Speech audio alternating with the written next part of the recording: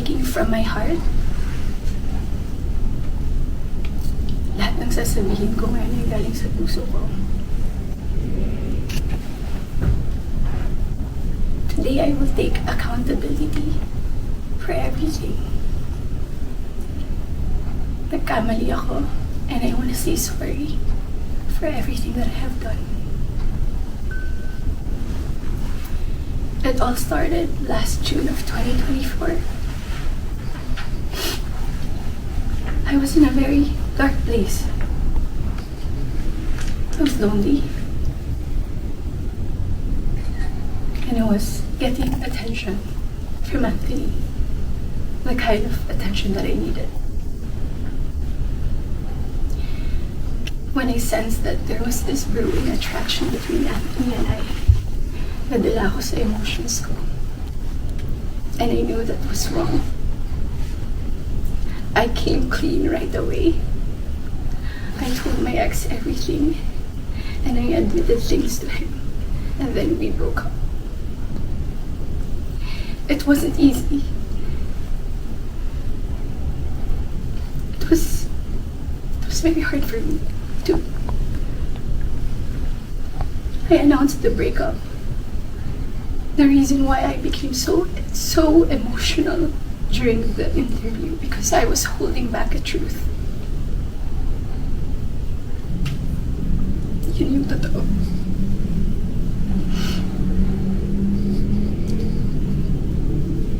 I wasn't really able to simmer down. I wasn't able to reflect on what had happened. I was working every day for days straight, weeks straight, months straight. Bago nagsimula yung mga daming trabaho namin, I told Anthony that I broke up with my ex. And he also said the same thing.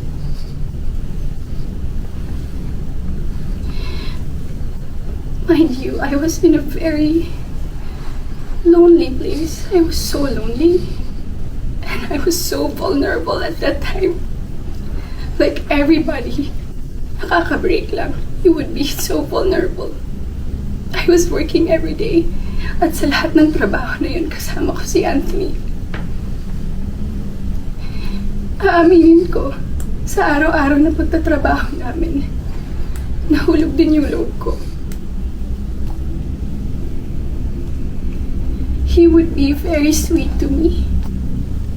He would be such a gentleman to me. He would say things to me. He would tease me on the set in front of other people. He would tell all the people who were close to me that he was single. So, I was confident to act a certain way around him on the set. Because in the eyes of the people there, we were both single.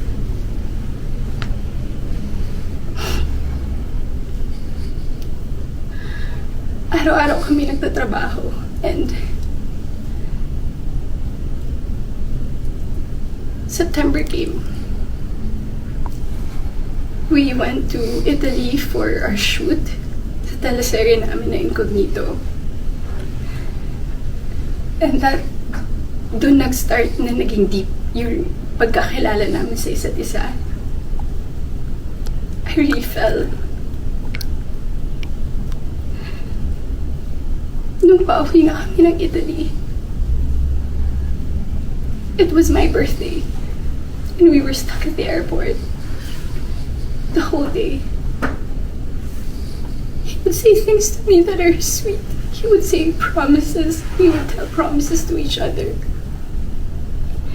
And then nung pauwi na ng Italy, I felt so happy that I had to post something on my IG story just to appreciate him during that day. And then pagka-uwi ko, I think the next 2 days, I saw a post or reposts ni Jam on TikTok. Nakita ko lahat yun. And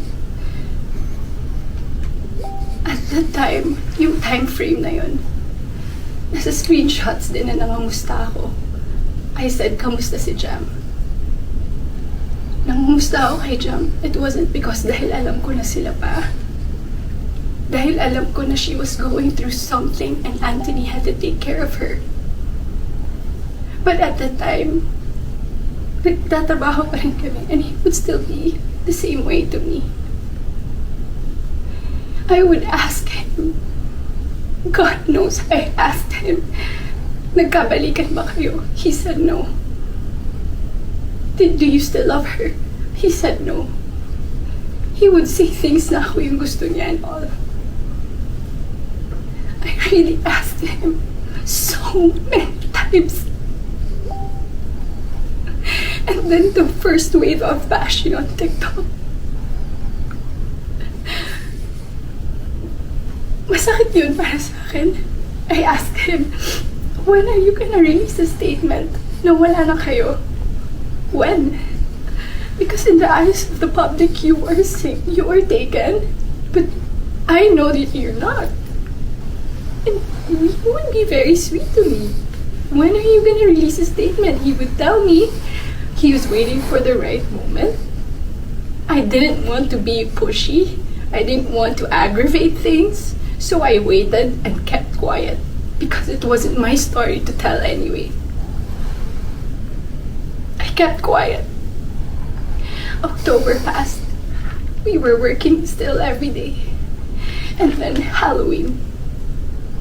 It was the very first night we went out na medyo sweet kami sa isa't isa.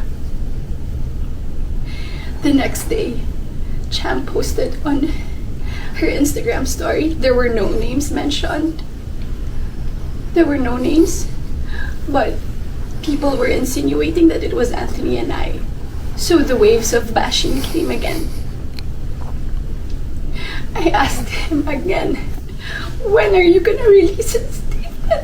God knows how many times I begged for a statement. I begged him to fix this because I was so tired of getting bashed. He said, wait, he's waiting for the right moment. I waited. I still kept quiet. I really wanted to speak up. But it wasn't my story and I would look really pathetic. Days went by. The press con of Incognito happened. He released a statement. To me, it was too late because at that time, I was slowly distancing myself from him romantically. The infatuation and the attraction died. But thank you for the statement. I thought everything was in the clear. I thought everything was gonna be okay. Ilang days nung lumipas.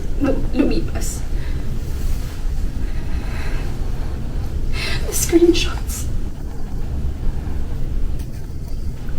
When I read it, it was 10 p.m. on a Tuesday night. When I read it, I was gutted. I was shocked. I'm truly embarrassed. Dahil nakita ng tao lahat yun without my consent. Against my will. I read the screenshots over and over and over again. Ang pinaka na-shock ako dun. I read it. It was the perfect narrative. That there was this other woman. That there was this apologetic boyfriend and the avoidant boyfriend towards the other woman and the scorned woman. That's the narrative. That's her side of the story. And there's nothing wrong with that. But this is my side. This is my side. And I've been reading those screenshots. Doon ko napagtagpi-tagpi lahat na kaya pala hindi siya makapag-release ng statement. Dahil sila pa pala this whole entire time. I didn't know. I was in the dark. I didn't know I had no idea. God knows. Ilang beses ako nagtanong. Ilang beses ako nanghingi ng statement.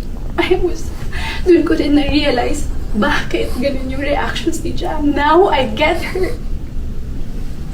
I get her pain. I get her wrath. I get her anger. Kaya pala ganun. Because she was clueless about everything. I was clueless about everything. We both believed kung anong mga nasabi sa akin. Maybe iba yung sinabi sa kanya. And I can attest that iba yung sinasabi sa akin. That's my side of the story. I have so many things to say.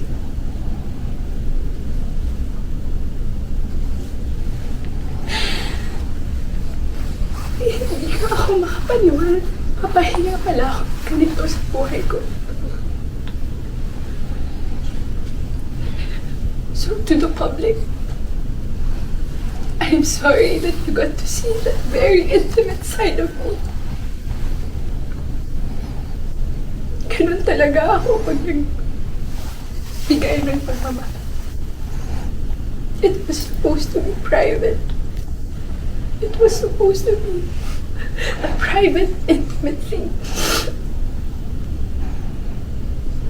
I'm sad. I'm sad na nakita yun ng tao. And yes, I don't want to play the victim here. Nagkamali din talaga ako. And I want to say sorry to those people I have hurt.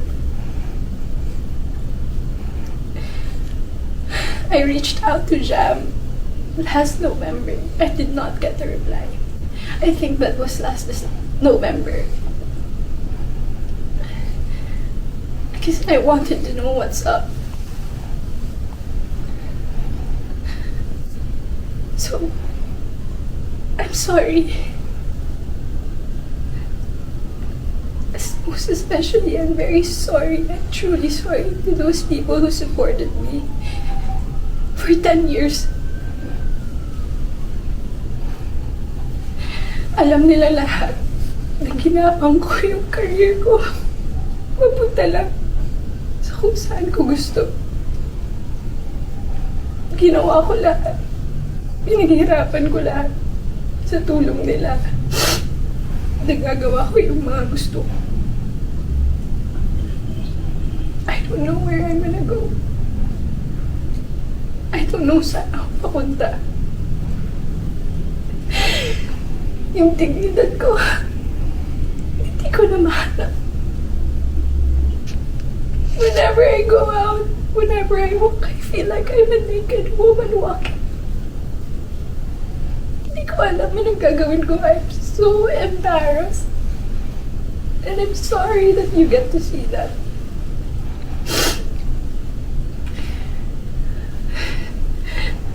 But I can assure you, tuloy pa rin ako. Tuloy pa rin ang laban. Magtatrabaho pa rin ako kahit mahirap. Hindi pa rin namamatay yung apoy sa puso ko. I'm still looking for that little girl inside of me. It's hard to look for her now, but someday I get to find her and I will be able to hold my shadows.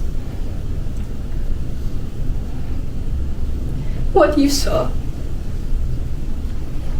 was not a perfect human. I'm far, far from being perfect. What you saw was a human being. I'm just a human being.